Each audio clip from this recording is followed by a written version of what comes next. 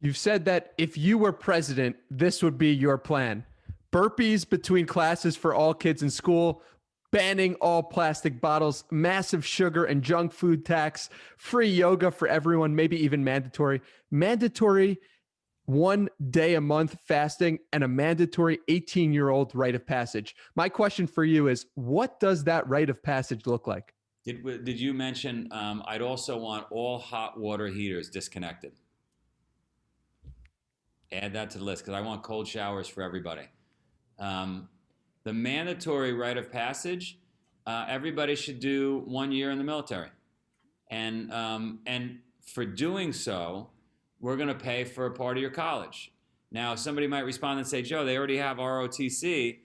A lot of folks don't want the long commitment. They don't want to do 5, 6 years in the military. So let's just do one for one.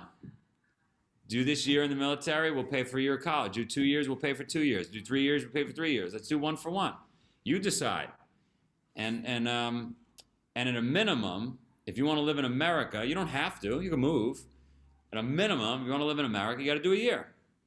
You got to do some tough shit because I don't want you flipping out when Wi-Fi doesn't work on the airplane. And so when Wi-Fi doesn't work, you're going to say to yourself, at least I'm not getting yelled at by that drill instructor 3 years ago like I was, right? So everybody should do something tough. You've mentioned the president and you've mentioned, do you have any interest in running for office? Well, now that you laid out that wonderful campaign that I could put together, I think I'm a shoo-in. I think everyone in America would love mandated cold showers, mandated yoga, a junk food tax. I can't imagine anybody in America that would push back on a platform like that.